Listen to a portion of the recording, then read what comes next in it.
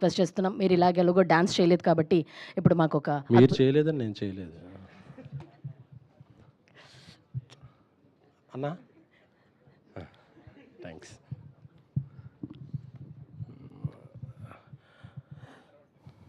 చిన్నప్పుడు మనం సినిమాలంటే చిన్నప్పుడు చిన్నప్పుడు చిన్నారి చేతన, బాలభారతం, లిటిల్ సోల్జర్స్ అలాంటి సినిమాలు. ఆ తర్వాత ఎందుకో ఒక ప్రపంచాన్ని సృష్టించటం, ప్రపంచాన్ని రక్షించటం దిశగా చిత్ర పరిశ్రమ వెళ్ళిపోయిన టైంలో ఇటువంటి జానర్ సినిమాలు రావటం తగ్గిపోయింది. But I'm so happy there is మళ్ళీ ఒక అటెంప్ట్, చాలా ఒక ప్లెజెంట్గా పిల్లలు అందరితో కలిపి ఒక సినిమా. ఎందుకంటే పెద్దల కోసం సినిమా చూస్తే పిల్లలు వస్తారో తెలియదు, కానీ పిల్లల కోసం సినిమా చేస్తే అది పెద్దలు చచ్చినట్టు రావాల్సిందే.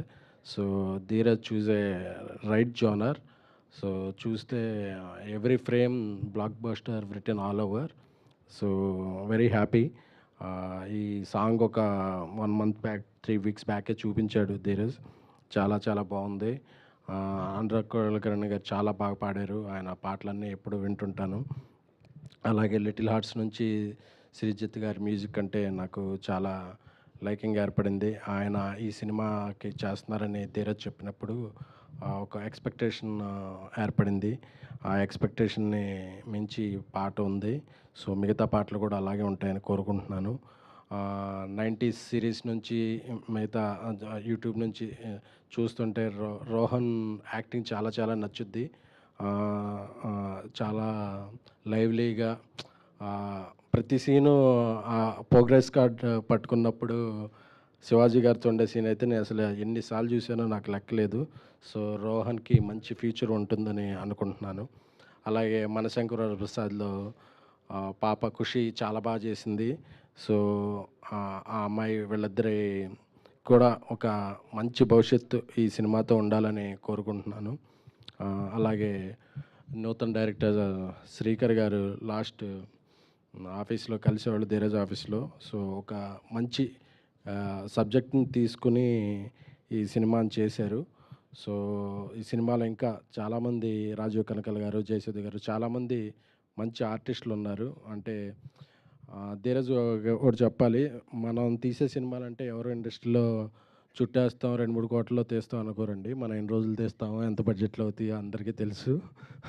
సో ఎప్పుడు అలాంటివి అనుకోవద్దు. But I'm very happy for Dheeraj. Content oriented film, ఒక అంబాజీపేట ఒక type of film, girl friend ఒక టైప్ ఆఫ్ ఫిల్మ్, వాటిల్లో బిజీగా ఉంటూ కూడా డీజే టిల్లు అయితే ఏంటి, బేబీ ఏంటి, చెన్నై లవ్ స్టోరీ అయితే ఏంటి, చాలా సినిమాల్లో ఆయన పార్ట్నర్గా ఉంటూ అన్నిటికీ చాలా ప్రతిదానికి ఒక టైం పీరియడ్ పెట్టుకుని పనిచేస్తారు.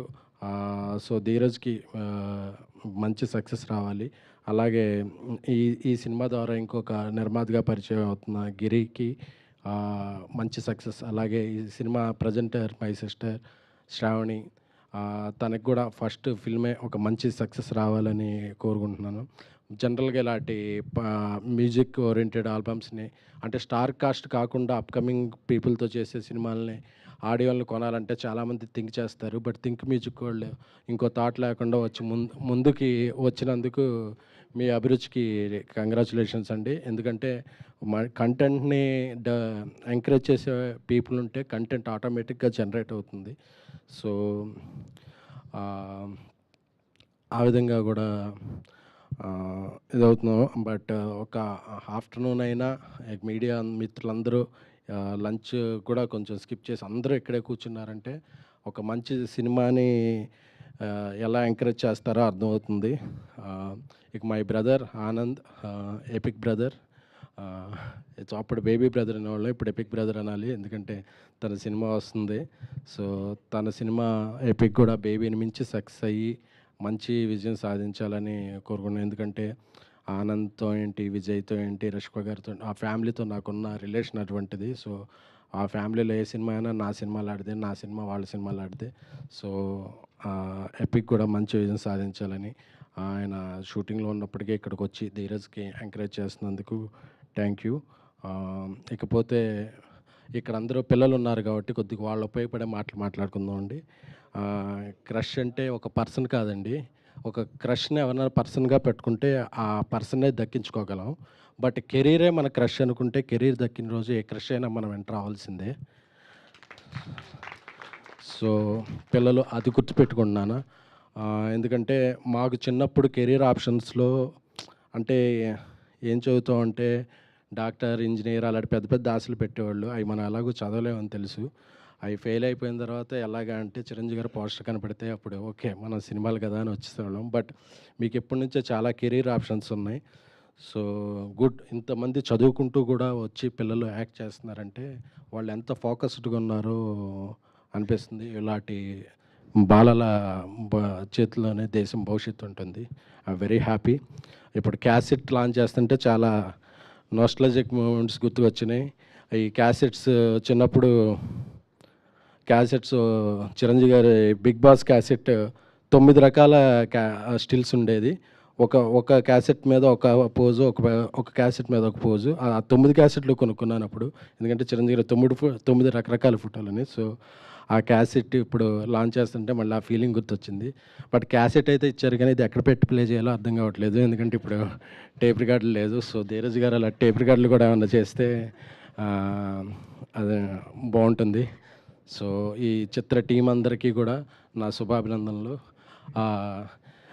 ఇంకొకటి లాస్ట్గా దీపే ఉంది. ఏమండి, అందరి క్రష్లు కాదు, మీరు అయిపోయాక మీ క్రష్ ఎవరో చెప్తే దాన్ని సాధించడం కోసం మేము ఏం చేయగలం మా అంత కృషి మేము చేస్తాం. సార్ అంటే ఆల్రెడీ ఒకరు థ్యాంక్ యూ అండి, థ్యాంక్ యూ. ఖచ్చితంగా చెప్తాను, అయిపోయే వరకు చెప్తాను.